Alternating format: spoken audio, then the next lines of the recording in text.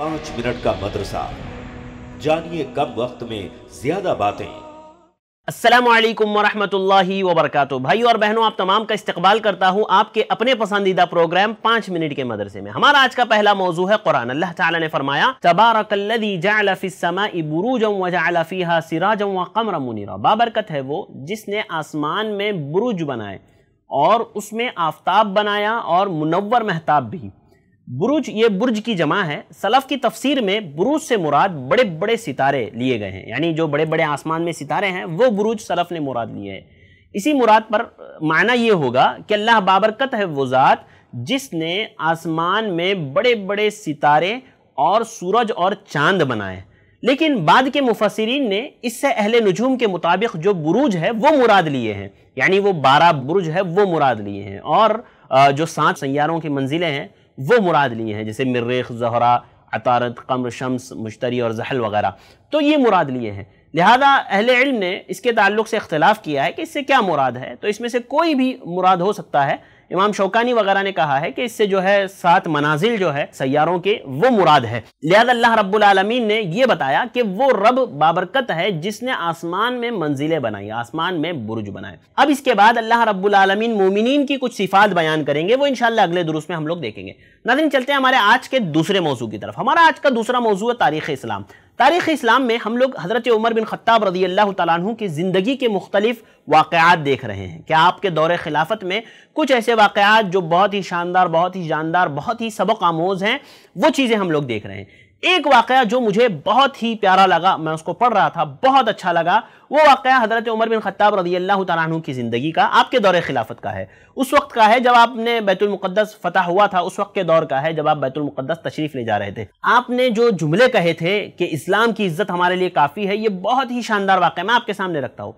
हज़रत उमर फ़ारूक रज़ी अल्लाह तआला अन्हु के दौरे खिलाफत में जब जो है बैतुल मुक़द्दस के फ़तह के मौके पर जब आप वहाँ तशरीफ़ ले जा रहे थे, तो उस इलाके के जो सरदारों को पहले ही इत्तला दी जा चुकी थी कि वो जाबिया के मुकाम पर आकर के हज़रत उमर बिन ख़त्ताब रज़ी अल्लाह तआला अन्हु से मुलाकात करें। तो इत्तला के मुताबिक यजीद बिन सुफियान और खालिद बिन वलीद रज़ी अल्लाह अन्हुमा यही इस्तक़बाल के लिए पहुँच गए। शाम में रहकर उन अफसरों में अरब की सादगी बाकी नहीं रही थी। वो चूंकि शाम में रहते थे तो अरब की जो सादगी थी वो ख़त्म हो गई थी उन लोगों में। चुनांचे सैयदना उमर रज़ी अल्लाह तआला अन्हु के सामने वो लोग एकदम जो है जुब्बा उब्बा पहन करके वो हज़रत उमर रज़ी अल्लाह तआला अन्हु के सामने हाजिर हो गए, एकदम ज़र्क बर्क वाला लिबास पहन करके। हज़रत उमर ने जब देखा उनकी उस शान और शौकत को तो गुस्सा हो गए बहुत, और हज़रत उमर जो है अपने घोड़े से उतरे और उठ करके कंकरियां, जो छोटे पत्थर होते हैं ना, वो उठा करके उनको मारना शुरू कर दिया और कहा कि तुम इस कदर जल्दी अजमियों से मुतासिर हो गए हो और उनकी आदतों को तुमने इख्तियार कर लिया है, उनके हुलिये को तुमने इख्तियार कर लिया है, अरब को तुम भूल गए इतनी जल्दी, अरब की सादगी को तुम भूल गए।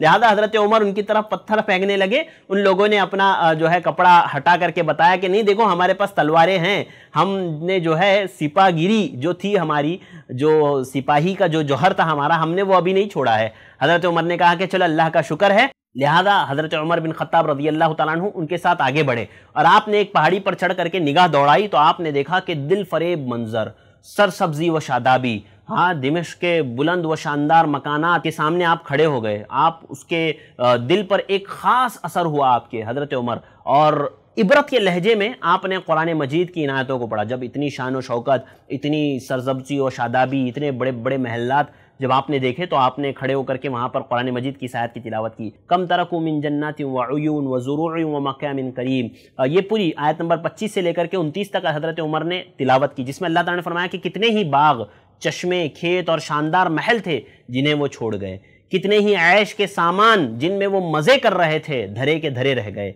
ये हुआ उनका अंजाम, और हमने दूसरों को उन चीज़ों का वारिस बना दिया। फिर ना आसमान उन पर रोया और ना ही ज़मीन, और ना ही वो ज़रा सी मोहलत दिए गए।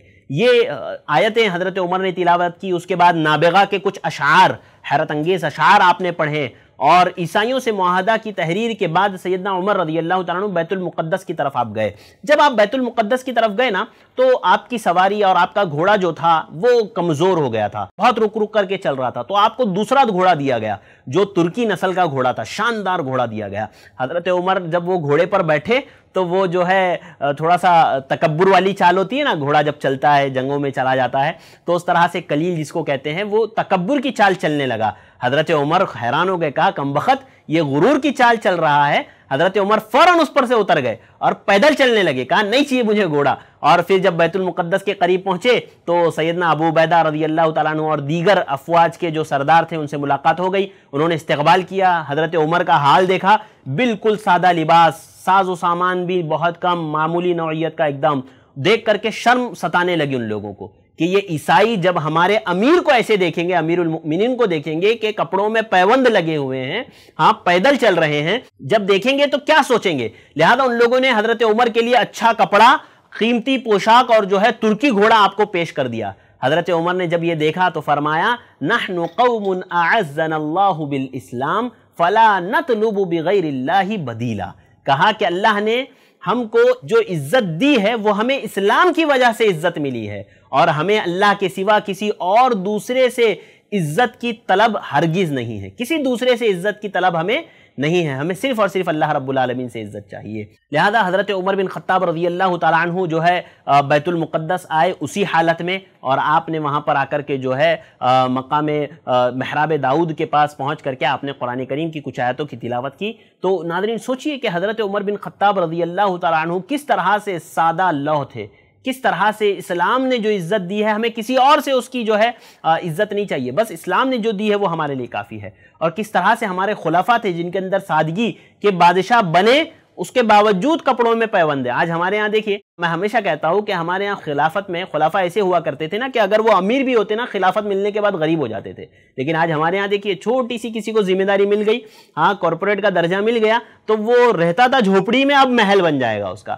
تو اس طرح کا معاملہ ہوتا ہے۔ لہذا مجھے اور آپ کو چاہیے کہ ہم ان لوگوں کو رہنما بنائیں اور ان لوگوں کے پیچھے ہم لوگ چلیں، ان کی عادات، ان کے اطوار کو اختیار کرنے کی کوشش کریں۔ یقیناً یہ ہی میری اور آپ کی کامیابی کا ذریعہ ہے۔ اللہ رب العالمین سے دعا اللہ تعالیٰ مجھے اور آپ کو ان باتوں پر عمل کرنے کی توفیق عطا فرمائے، آمین۔ مجھے دیجیے اجازت، السلام علیکم ورحمۃ اللہ وبرکاتہ۔ ایسے ہی اور ویڈیوز بنانے میں ہماری مدد کریں، اس نمبر پر کال کریں۔